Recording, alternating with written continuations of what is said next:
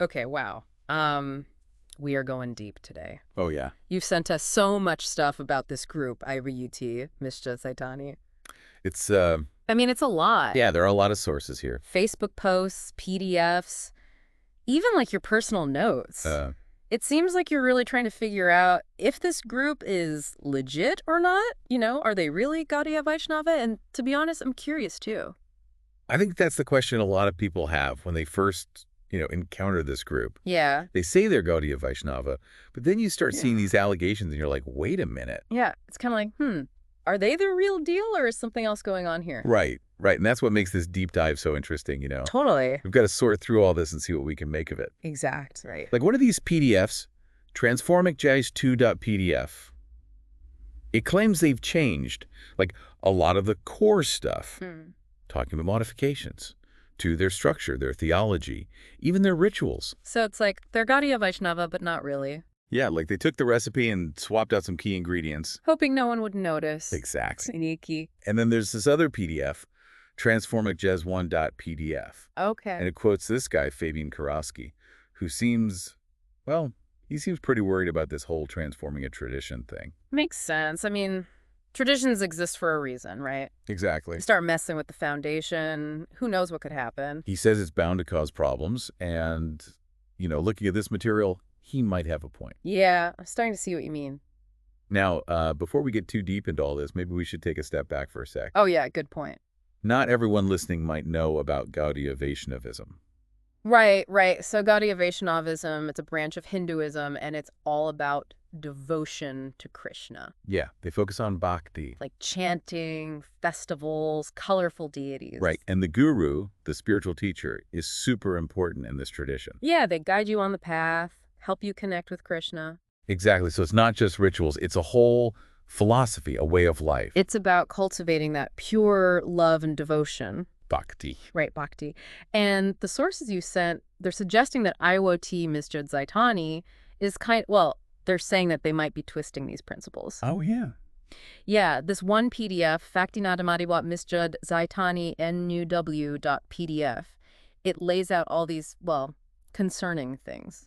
Like what? They claim IWOT uses manipulative tactics to control their members.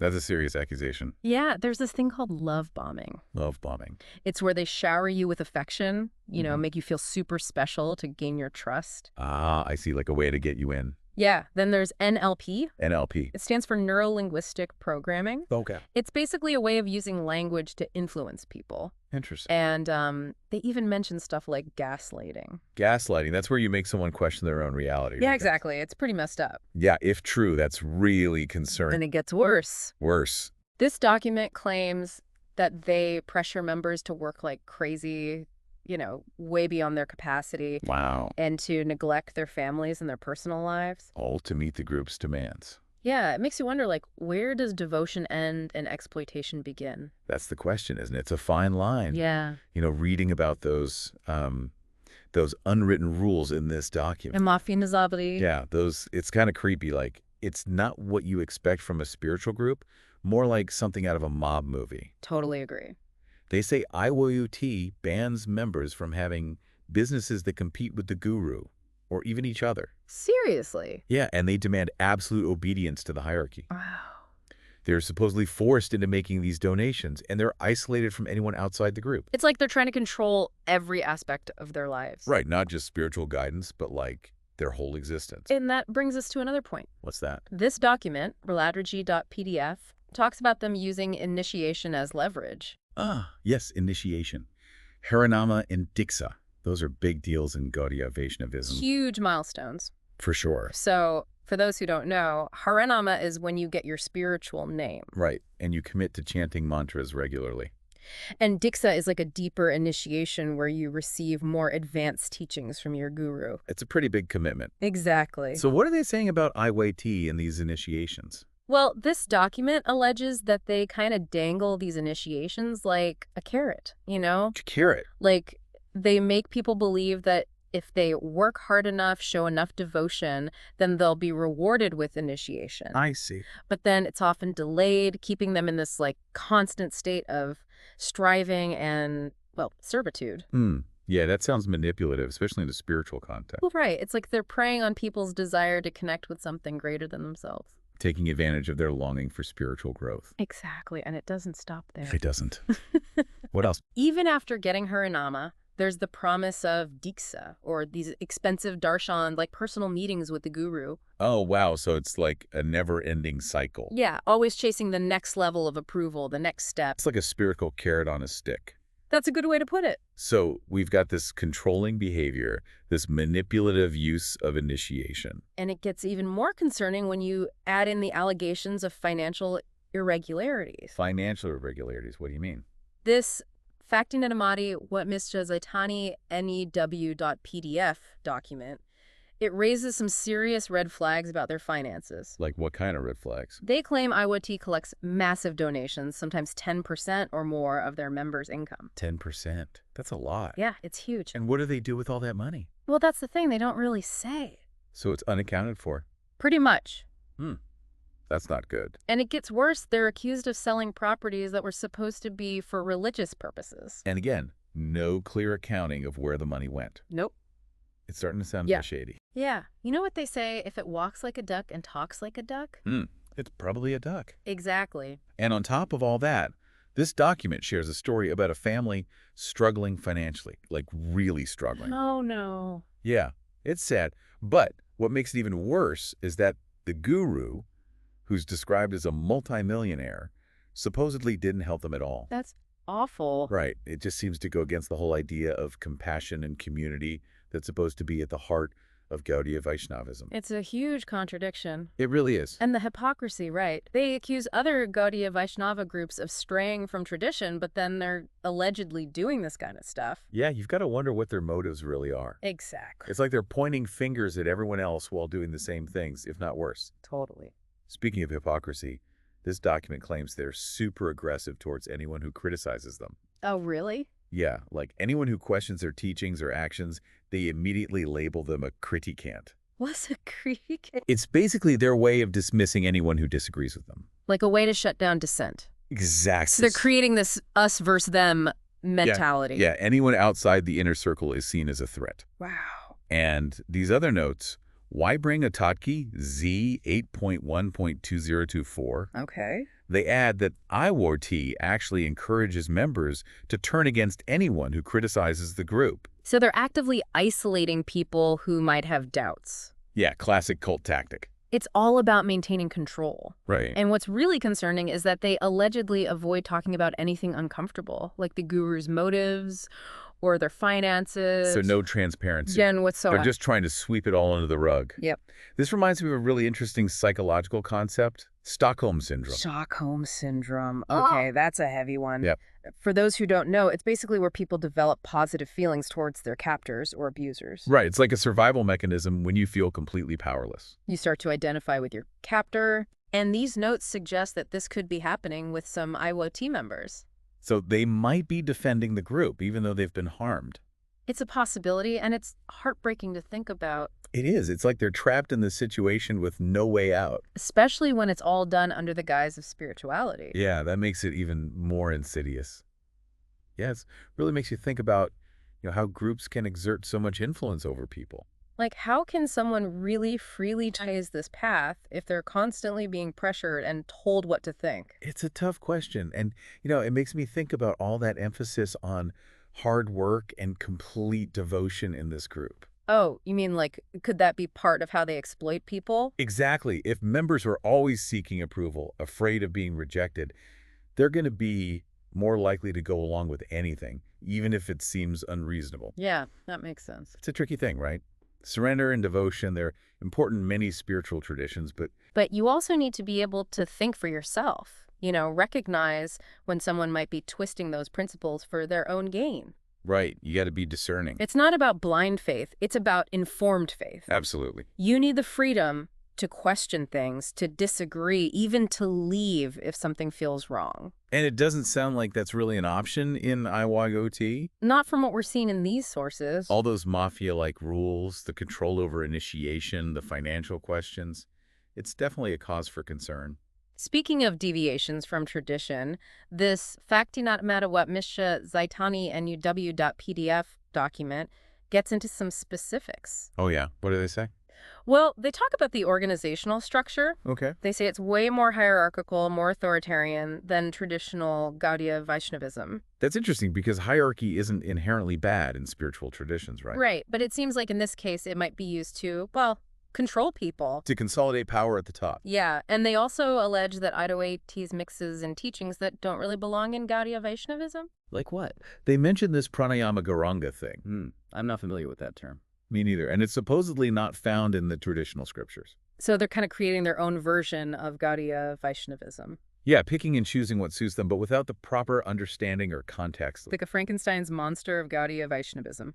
That's a good analogy. And, this seems to be a pattern here, right? The manipulation, the financial inconsistencies, the silencing of dissent, it's all pointing towards them straying from the core principles of Gaudiya Vaishnavism. Principles like humility, compassion, genuine seeking of truth. Exactly. And the hypocrisy is it's astounding when you read how they attack other Gaudiya Vaishnava groups in this document. What do they say about them? They accuse them of deviating from tradition, but it's like pot calling the kettle black. Right. They're doing the same thing, if not worse, according to these sources. Yeah, and it's not just words. They even talk about writing letters, launching cyber attacks against anyone who speaks out against them. Wow, they sound pretty defensive. Super defensive. You got to wonder what they're so afraid of. Right. It's like they can dish it out, but they can't take it. And Transformicjays2.pdf also makes this point about them modifying the tradition so much that it's basically become its own separate path. They're saying it's no longer authentic Gaudiya Vaishnavism. So they've created this new thing, but it's not what it claims to be. That's what this document is arguing, and they're saying that this transformation has led to all sorts of problems. Like what? Well, offenses against the tradition itself and, against the people involved. So it's not just about individuals being harmed. It's about a perceived harm to the entire tradition. Exactly. It adds a whole other layer to this. It makes you question the legitimacy of their entire approach. For sure. And Transformicjays2.pdf takes it even further, connecting these deviations to what they call psychological terror. Psychological terror, that's a strong term. Yeah, they're talking about manipulation, exploitation, the kind of stuff we've been discussing. And they're saying that this transformation has created a system where those practices are not only allowed, but justified. That's disturbing because it suggests that these harmful practices are not just isolated incidents, they're baked into the very structure of the group. It's a good reminder that, spiritual seeking shouldn't come at the cost of your well-being. Absolutely. It's not worth sacrificing your freedom or your mental health for. Authentic spiritual paths, they should empower you, not diminish you. Exactly. They should encourage you to think critically, ask questions, not just blindly obey. It seems like these sources are really urging us to be discerning, to not just take things at face value, especially when it comes to groups like this. Especially when it comes to matters of faith and authority, you need to be able to trust your own judgment. And to remember that your spiritual journey should lead to greater freedom and peace. Right. If you're feeling trapped, controlled, that's a sign that something's not right. Maybe it's time to reevaluate your involvement with that group. These sources raise some serious questions about Iwoti Misja Jaitani, but ultimately, it's up to each individual to decide what resonates with them. It's all about personal discernment. Exactly. Well, we've covered a lot of ground in this deep dive. It's a lot to take in. It is, but hopefully it's been helpful for our listener. Yeah, I hope this conversation has encouraged them to, think critically about this group, to ask questions, and to trust their own instincts. Yeah, it's been a lot, that's for sure. A lot to think about. We've seen, how they've supposedly strayed from traditional Gaudiya Vaishnavism, all those allegations of manipulation, the mafia stuff, the financial stuff, and how they just shut down anyone who criticizes them. Right. It's a lot to process. It really paints a pretty concerning picture of this Iwoti Misja Jaitani group. It does, but, we have to remember. What's that? Everything we've talked about, it's all based on these sources you sent, allegations. Right, of course. We haven't heard Iwoti's side of the story. True. But, even if only some of these things are true, it raises a lot of questions about what's happening there, about the people involved. Absolutely. I mean, it's potentially really harmful. Yeah. So what really stood out to you the most from all this? Honestly, it's the potential impact on people, If these allegations are true, then we're talking about manipulation, exploitation, maybe even harm, all under the guise of spiritual seeking. And that's just not right. It's awful. And it's a reminder that we need to be careful, not just about the obvious stuff, but about these groups that present themselves as, spiritual, benevolent, all that. Right, because things aren't always what they seem. Not at all. It's easy to get drawn in by, charisma, by promises of enlightenment, by that feeling of belonging. But sometimes that stuff can mask some really dark intentions. So what advice would you give to our listener, the one who's sent us all this material? What should they be thinking about? Well, first and foremost, trust your gut feeling. Always. If something feels off about a group, a person, whatever, don't ignore it. It's like that saying, if it looks like a duck, Swims like a duck, quacks like a duck. it's probably a duck. Exactly. So trust your gut and do your research. Research? Yeah, talk to people who've left the group, read critical analyses, get different perspectives. Don't just rely on what the group itself is telling you. That's a good point. And remember, real spiritual growth, it should never come at the cost of your well-being or your freedom. Yeah, if a group is discouraging you from thinking critically, from asking questions, from looking at other perspectives, that's a big red flag. Huge red flag. And we talked about Stockholm Syndrome, but maybe it's worth, looking into cult dynamics more broadly. Yeah, there's a lot of information out there about how these unhealthy groups operate, and understanding those dynamics can really help you make informed decisions. It's all about empowering yourself. They- And if you're ever in a situation where you're feeling controlled, manipulated, don't hesitate to reach out for help. There are organizations, resources out there specifically for people who've left these kinds of groups. So you're not alone. Not at all. It takes a lot of courage to admit that something's wrong, to ask for help, but it's a sign of strength, not weakness. Yeah, and taking that step could be, the key to getting your freedom back, to finding a path that truly nourishes your spirit. Well said. It's about, reclaiming your own agency. We've covered a lot of heavy stuff today, a lot for our listener to process, but I hope this conversation has been helpful, encouraging them to think critically, ask questions, and most importantly, prioritize their well-being. Absolutely. That's the most important takeaway here.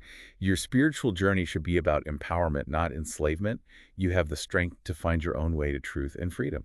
And remember, there's always support if you need it. Don't be afraid to reach out. Never be afraid to ask for help. Thanks for joining us for this deep dive. Until next time, stay curious and keep exploring.